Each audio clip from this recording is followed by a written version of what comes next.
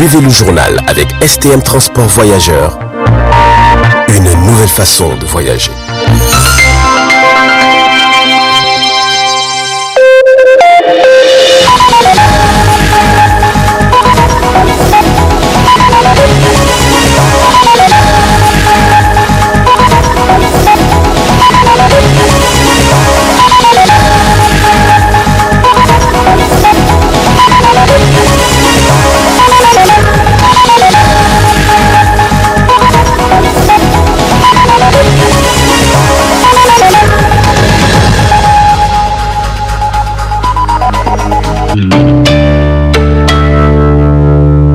Mesdames et messieurs, bonsoir et ravi de vous retrouver sur cette grande édition d'information de 20h15 sur le miroir de la femme.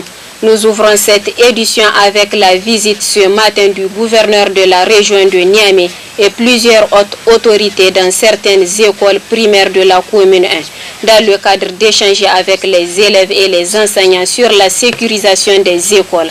Compte rendu avec Ramato Marou sur les images de nos confrères de Canal 3.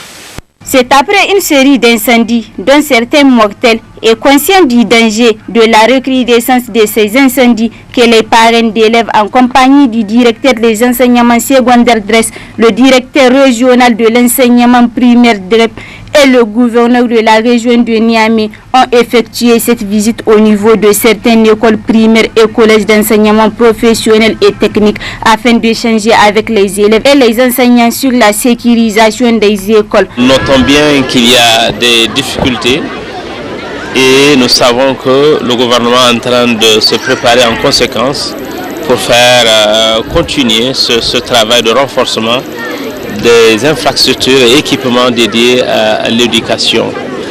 Mais à cela doit s'ajouter aussi une prise de conscience et une mobilisation active de tous les acteurs ainsi que leur responsabilisation par rapport à la sécurité des sites.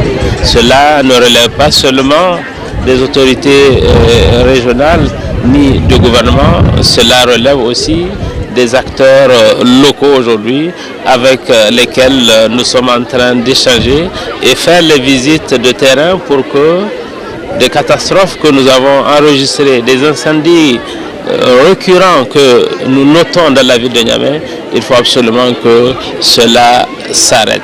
Et cela ne pourra s'arrêter que lorsque les élèves, lorsque les enseignants, lorsque tous les acteurs de l'enseignement se mobilisent pour la sécurisation des sites. Présent pour la circonstance, le gouverneur de la région de Niamey a rassuré l'engagement des autorités à apporter une réponse appropriée face à cette situation. Si cette gestion de proximité si est réellement, on ne devrait pas avoir la récurrence des incendies. Parce que je me dis tout simplement, si les parents sont réellement impliqués, les élèves sensibilisés, les enseignants sensibilisés, je ne peux pas comprendre comment un intrus peut être là jusqu'à provoquer un incendie. Au regard de ce qui s'est passé hier seulement, l'école Route Filengue 5, c'était deux individus, deux gaillards qui s'étaient introduits avec un bidon d'essence. Ils ont juste commencé à mettre de l'essence à des tables. Et je souligne parce qu'il s'agit d'une classe en matériaux définitifs. C'est dans une classe en matériaux définitifs. Ils sont rentrés avec un bidon d'essence. Ils ont commencé à mettre l'essence sur les tables bas. Quand ils ont été aperçus, ils ont pris fuite. C'est pourquoi nous sommes partis livrer ce message à la communauté scolaire, où nous avons trouvé et les parents, et les élèves, et les enseignants, et le personnel d'appui, pour dire qu'ils prennent d'abord leurs responsabilités, parce qu'il s'agit d'une gestion de proximité. Pour une bonne sécurisation des établissements scolaires, plusieurs mesures idoines sont entreprises par les autorités en place. Il faudrait aussi et surtout mettre fin à la construction des classes en paillotte au vu du danger que celles-ci représentent pour les élèves et leurs enseignants. Pour rappel, 34 classes en paillotte sont parties en fumée en espace d'une semaine dans la 4e arrondissement communal de Niamey. Le comité directeur de l'USN a rendu public cet après-midi une déclaration de presse à leur siège national. Un extrait de la dite déclaration avec le secrétaire général de l'Union des scolaires nigériens, Amadou Hamani. Le comité directeur de l'USN s'inquiète de la montée en flèche de l'insécurité au Sahel dans cet espace communautaire et adresse ses condoléances les plus émues au peuple frère du Tchad suite à la mort de leur président sur le théâtre des opérations, le maréchal du Tchad Idriss Déby Itno. Le comité directeur de l'USN fustige le laxisme de l'ONU d'inscrire au chapitre 7 de la charte de l'ONU les revendications des peuples meurtris au Sahel. Le comité directeur de l'USN rejette en bloc les dispositions discriminatoires et injustes contenues dans le texte relatif à la réforme académique des universités publiques et exige du ministère de l'enseignement supérieur la création d'un comité tripartite pour réfléchir et amender de commun accord avec tous les acteurs de l'enseignement supérieur afin de mieux faciliter l'application de ces textes de réforme et son approbation par tous. Exige la construction des classes en matériaux définitifs dans les écoles primaires et secondaires du Niger. Le comité directeur exige le recrutement des enseignants en qualité et en quantité au profit de nos universités, écoles supérieures, professionnelles secondaires et primaires. Exige le paiement rapide des frais de formation des étudiants nigériens à l'extérieur du pays. Exige au MESRI l'établissement des calendriers académiques dans toutes les universités publiques du Niger et la création d'un comité national et sectoriel de suivi du calendrier dans les universités publiques du Niger. Exige la convocation des états généraux de l'enseignement supérieur et ou de l'éducation nationale au Niger pour diagnostiquer le système éducatif actuel au regard des taux d'échec scolaires répétés et de la baisse drastique du niveau scolaire. Le comité directeur de l'USN interpelle le gouvernement nigérien sur le renforcement et la mise en valeur des grandes écoles publiques supérieures de notre pays, telles que l'EMIGA, l'ENAM, l'IPDR de Kolo, l'IFTIC et l'EST, en vue de répondre significativement aux objectifs assignés à leur création. Le comité directeur de l'USN exige du gouvernement nigérien le rehaussement significatif de l'enveloppe aide sociale pour couvrir les besoins de nos camarades. Interpelle le Centre national des œuvres universitaires, CNU, ainsi que les différents crews des universités publiques pour l'amélioration de la qualité des prestations offertes aux camarades pendant ce mois béni de Ramadan. Exige du ministère de l'Enseignement supérieur l'accélération des procédures entrant dans le cadre du transport des étudiants pour les grandes vacances.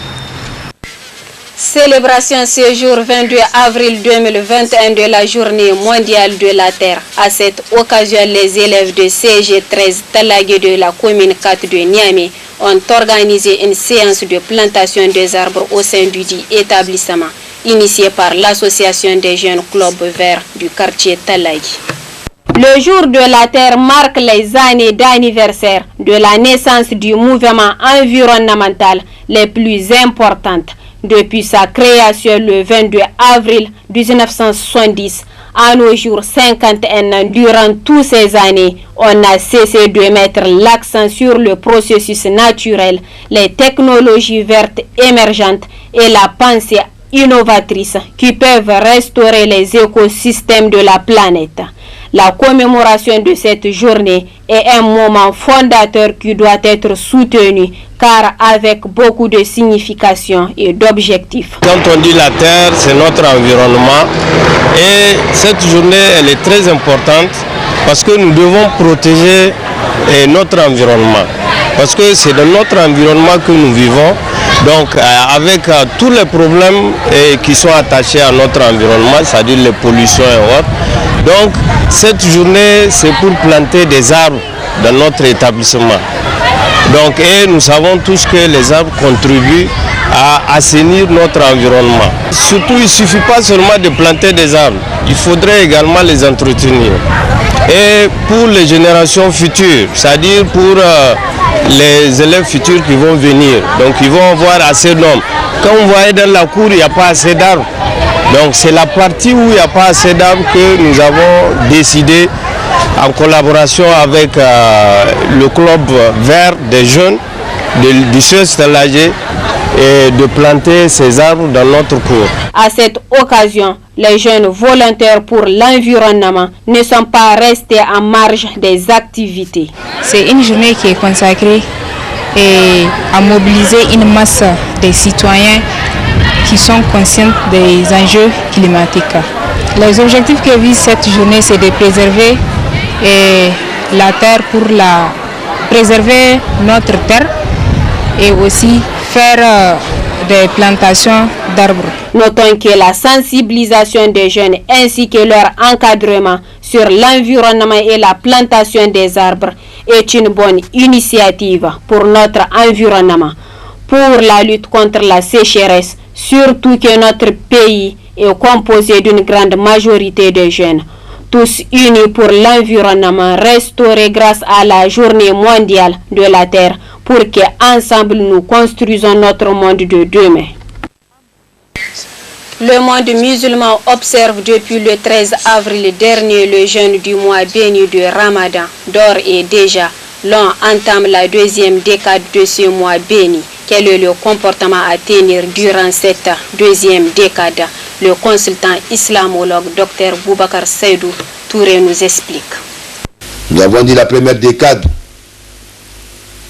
c'était la prière, c'était de chercher le savoir, le pardon d'Allah.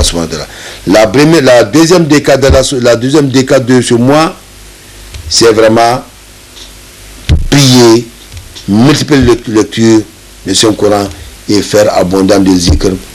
Astaghfirullah, Allahumma la ilaha illa anta subhanaka inni kuntu minaz zalimin. Allahumma ya Rabbi, ighfirli wal walidayya wal mu'minin yawma yaqumul hisab. Donc c'est ça des invocations, il faut les multiplier et la lecture de Saint-Coran. Parce que c'est le moment du pardon aussi. La deuxième décade, elle est faite seulement pour le pardon. Il faut multiplier autant de zikr, de doigts que vous connaissez dans votre langue nationale qu'en arabe.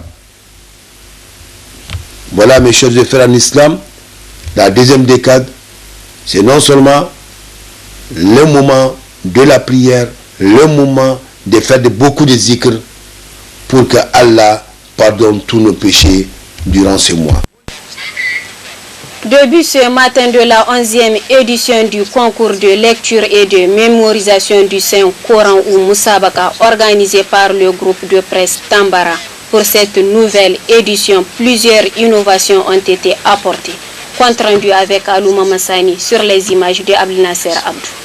Cette cérémonie officielle d'ouverture de la 11e édition de la Mousabaka de la radio-télévision Tambara a vu la participation de plusieurs talibés de toutes catégories. Cette initiative de la direction générale de la RTVT est de rassembler tous les meilleurs talents dans cette compétition de lecture et de la mémorisation du Saint-Coran. Cependant, à travers ce coup d'envoi donné par le comité d'organisation de la dite Mousabaka, les partenaires et toutes les bonnes volontés devraient apporter leur pierre à l'édifice afin d'accompagner ces derniers. Cette année, on est en 11e édition que ça va débuter aujourd'hui. Tout est préparé. Aujourd'hui, on va commencer avec les enfants qui vont lire Juz'u Amma, Inch'Allah. Pour cette compétition, on a Coran entier, demi-Coran, les tiers du Coran, maintenant plus les 6 isbs du Coran et 2 isbs du Coran. Ça fait en total 5 catégories qui vont compétir pour cette édition de la Mousabaka Tambara. Et la particularité de cette Mousabaka, comme à chaque année il y a des innovations et des préparations. Et ce sont les objectifs qu'on a vu qu'il faut qu'on améliore au niveau de la prestation. Et on a corrigé quelques erreurs. Ce n'est pas une compétition si j'ai gagné ou bien si je n'ai pas gagné. Dans tous les cas, même si tu n'as pas gagné, tu auras la récompense de la lecture. Maintenant, un message à l'endroit de ceux qui vont aider la Mousabaka d'encourager ces enfants-là. Relativement à la situation du moment liée à la maladie à coronavirus, toutes les dispositions ont été prises par la radio-télévision Tambara quant au respect des mesures barrières. Cette compétition de la mémorisation du Saint-Coran durera 10 jours. Aussi, toutes les bonnes volontés devraient se manifester pour cette initiative de la Moussabaka de la RTVT, la 11e édition du genre, ici à Niamey, au quartier d'Angaou. Parlons de santé dans cette édition. Durant ce mois béni de Ramadan, la majorité des jeunes consomment beaucoup de sucre au moment de la rupture. Quels sont les bienfaits et les conséquences que la consommation abusive du sucre peut engendrer sur la santé? Élément de réponse avec le nutritionniste Abdourazak Bello. La consommation du sucre, elle se fait effectivement notamment dans les jus. La consommation du sucre, elle peut avoir des avantages, mais lorsqu'on consomme le sucre de façon modérée. Donc c'est pour dire que la consommation du sucre, notamment la consommation des jus, elle est importante si le sucre est consommé dans le jus et le jus naturel. Notamment tout ce qui concerne les jus, le mohari, le jus de tamarin, le jus de pain de singe. Donc tous nos jus naturels auxquels on ajoute du sucre peuvent avoir des effets bénéfiques. Mais comme je l'ai dit, même lorsqu'on consomme ces jus-là avec du sucre, il faudrait, éviter d'utiliser des quantités importantes de sucre, et deux, il faudrait, même les jus, il faut en consommer avec modération, maximum 2 à 3 verres par jour. Maintenant, la consommation excessive de sucre peut avoir des conséquences, parmi lesquelles plus on consommera du sucre, notamment la nuit, plus on va mettre son organisme dans une situation d'éveil. Parce que les sucres contenant de l'énergie, donc ça va favoriser l'éveil. C'est pour simplement dire que la consommation excessive de sucre, cela peut favoriser une insomnie ou affecter la qualité du sommeil. Et deuxième chose, la consommation du sucre va avoir un effet sur l'équilibre alimentaire. Parce que l'idéal, même pendant le mois de Ramadan, c'est d'avoir un bon équilibre alimentaire. Sauf qu'en consommant beaucoup de sucre, notamment sous la forme de jus, on ne laisse plus de place aux autres aliments qui ont des effets importants, notamment, nous avons évoqué les céréales et les tubercules. Donc, la consommation abusive de sucre peut être un facteur pour la non-atteinte de l'équilibre alimentaire. Et en plus de cela, la consommation de sucre peut entraîner certains troubles, notamment les troubles digestifs. Donc plus on consommera du sucre, plus on va être confronté aux problèmes d'indigestion. Et dernière conséquence liée à la consommation abusive du sucre, même si les sucres contiennent de l'énergie, la consommation excessive de sucre, notamment au moment du suhour, n'est pas conseillé parce que tout simplement cela va entraîner un excédent énergétique chez le consommateur de sucre, sauf que cet excédent énergétique s'épuise très rapidement, ce qui fait que les consommateurs de sucre, notamment au moment du suhour sous la forme de jus, vont avoir beaucoup d'énergie, mais sauf que cette énergie, elle va être épuisée très lentement et du coup, au bout de quelques heures, on va se retrouver dans une situation d'un moteur qui est en panne sèche. Donc, autrement dit, il n'y a plus d'énergie, et s'il n'y a plus d'énergie, cela va être plus pénible pour cet individu-là de pouvoir continuer le jeûne jusqu'à la rupture sans grande difficulté. Donc, c'est pour ça la consommation de sucre, elle est vraiment à prendre avec beaucoup de modération. La vente des métaux issus de la récupération est un véritable business à Niamey, parfois vendus par des particuliers ou ramassés sur des dépotoirs. Ces métaux finissent au marché Katako avant leur expédition au Nigeria voisin. Kader Hassan est un marchand des métaux. Il nous parle de son métier. Il est au micro du studio Kalangu.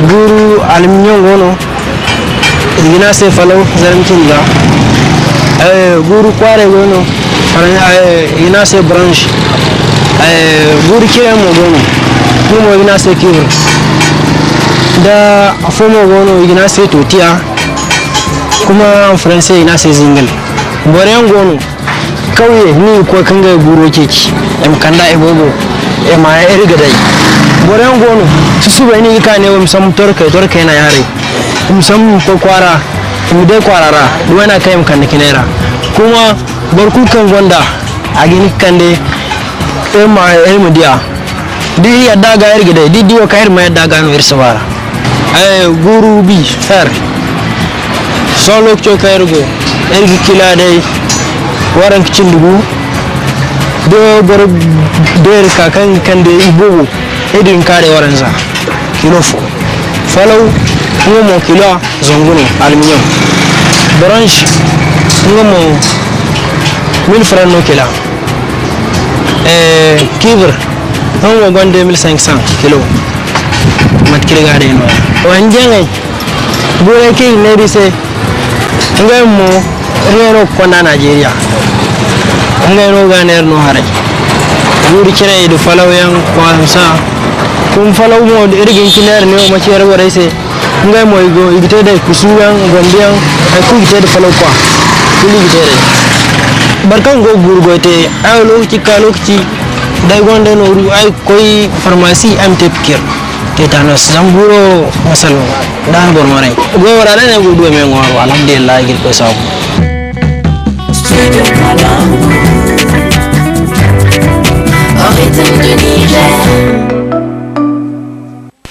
Mesdames et messieurs, c'est ici que prend fin cette édition d'information. Très bonne réception. Au revoir.